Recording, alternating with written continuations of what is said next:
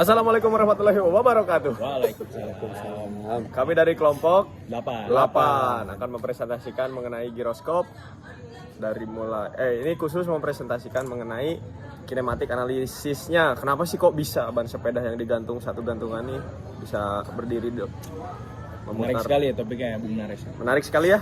Kita simak bersama videonya. Nama Perkenalkan, nama saya Eri Proid dengan NIM 12398. Yang kedua, perkenalkan nama saya Muhammad Azhar Sidik dengan NIM 131231126. Nama saya Raden Farel Nareswara dengan NIM 131231128 dan dua teman saya. Good evening everyone, we're from group 2 and today we will do a presentation about gyroscope. Hello, my name is Cynthia Kaila Maharani with the student ID 131233178. And so starting off, a gyroscope is a device that is used to stabilize a mechanism, and how it works is that it conserves angular momentum, and that is why despite having external forces, the inside of the gyroscope remains stable. As for the conclusion, gyroscope bisa mengukur the kecepatan sudut when system is moving, terus menjaga stabilitas pesawat, kapal, drone, or even your phone, which uses microelectromechanical system, which detects the Coriolis forces that is generated when the phone is moving, or it's spinning. Terus bisa mengontrol orientasi attitude pada satellite atau pesawat, and as well as menganalisis the position. So yes, that is all for today from kelompok 2. Thank you so much. Lalu di sini saya akan menjelaskan mengenai salah satu fenomena dari giroskop, yaitu gyroscope precession. Precession merupakan perubahan orientasi sumber rotasi dari suatu benda yang berputar ketika dikenakan torsi eksternal. Dan sumber rotasinya akan bergerak tegak lurus terhadap arah torsi. Momentum sudut giroskop berubah mengikuti arah torsi, menyebabkan gerakan melingkar yang disebut precessi. Jadi dari teori dasar sederhananya adalah ketika ada sebuah benda yang memiliki momen arah tertentu lalu diberikan gaya dengan arah yang tegak lurus, maka akan terjadi resonans momen yang arahnya itu tergantung dengan besar gaya yang diberikan. Dia akan berubah arahnya pada gambar yang ada di sebelah atas kiri. Kemudian selain dari translasional, ada juga teori dasar dari rotasional, di mana terjadinya torsi yang menyebabkan angular momentum.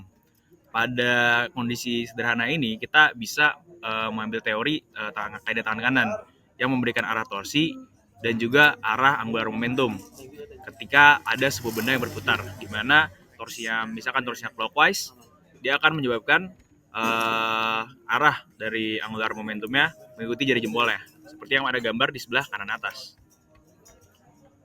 Lalu contoh sederhana dari gyroscope precession ini bisa dijelaskan melalui teori sepeda. Pada gambar ini terlihat bahwa jika sepeda digantungkan pada sebuah tali, itu akan jatuh.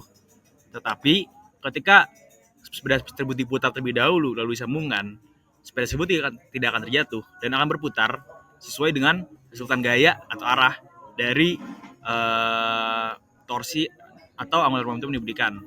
Kenapa ini bisa terjadi?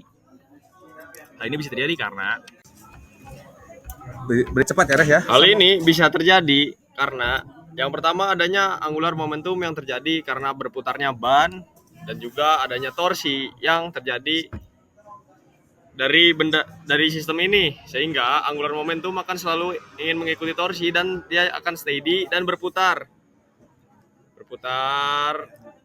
Nah, semakin cepat perputarannya, semakin stabil sistem ini. Dan jika perputaran ban ini berhenti, maka akan jatuh lagi seperti yang tadi dijelaskan oleh teman saya ini. Nah, seperti state awalnya, ketika perputarannya berhenti, angular momentumnya tidak ada, ya berhenti, jadi jatuh lagi. Begitu. Kemudian juga kita bisa melihat kinematik analisa dari keluarnya angular momentum dan juga torsi. Nah, ini ketika kita menggunakan aturan tangan kanan akan terlihat keluarnya angular momentum. Yang pertama dari gambar ini, kemudian juga keluarnya torsi. Nah, sehingga angular momentum ini akan selalu ingin mengikuti torsi dan terjadilah angular momentum baru. Kemudian 3 poin utama dari hal-hal tadi yang dijelaskan adalah yang pertama, untuk melakukan kinematik analisis dalam giroskop. Yang pertama itu adalah mencari angular momentum dengan menggunakan right hand rule atau aturan tangan kanan. Bisa didapat. Kemudian menggunakan torsi, mencari torsi menggunakan aturan tangan kanan juga. Setelah itu akan didapatkan angular momentum baru dengan arah yang baru yang mengikuti arah torsi. Ini bisa dilihat, pertama kita mencari angular momentum, kemudian torsi dan angular momentum akan terjadi angular momentum final. Begitu dilanjutkan teman saya. Ya, di sini saya akan menjelaskan bagaimana sih kita menentukan arah roda akan bergerak. Dengan langkah pertama yaitu kita mencari momentum dengan aturan tangan kanan yang sudah dijelaskan oleh teman saya tadi. Yang kedua, kita juga harus mencari arah torsinya. Dan yang ketiga, kita bisa melihat geraknya itu mengikuti dari momentum dan torsi yang ada. Kita langsung ke contoh saja biar bisa dibayangkan ya. Bisa kita lihat di nomor 1, itu kan geraknya kan si L-nya itu kan gini. Nah, itu gini tuh kan ke arah sana. Terus kita bisa lihat si torsinya tuh ke arah sini. Nah, jadi dia akan geraknya ke kanan bawah. Terus yang nomor 2 itu bisa kita lihat geraknya L kan ke sana. Terus si torsinya itu nekuk gini. Nah, jadi bergeraknya tuh ke arah kiri belakang. Misalnya nomor 3 kita bisa lihat contohnya, gerak si L itu kan ke arah atas gini. Terus si torsinya itu geraknya ke gini. Nah, jadi dia bergeraknya tuh ke arah kanan atas belakang.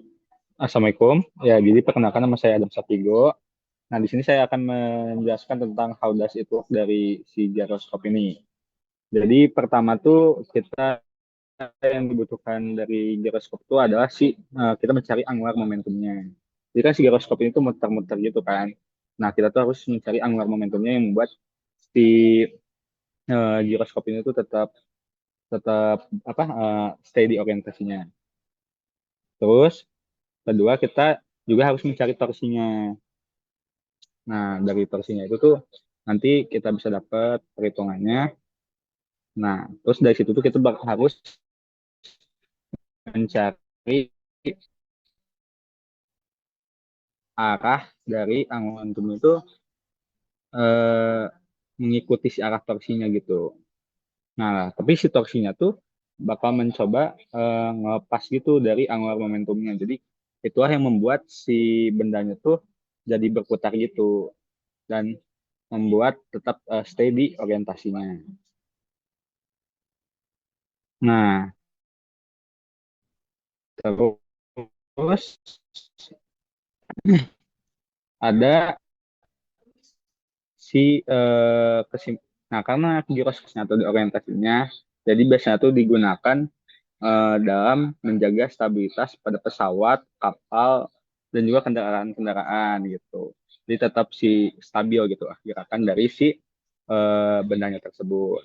Nah, di giroskop juga bisa dipakai di kompas dan juga eh, membantu perubahan pada sumbu akibat rotasinya gitu lah. Dan juga bisa mengukur kecepatan dari benda berputarnya gitu. Oke, itu aja sih paling dari saya. Wassalamualaikum warahmatullahi wabarakatuh.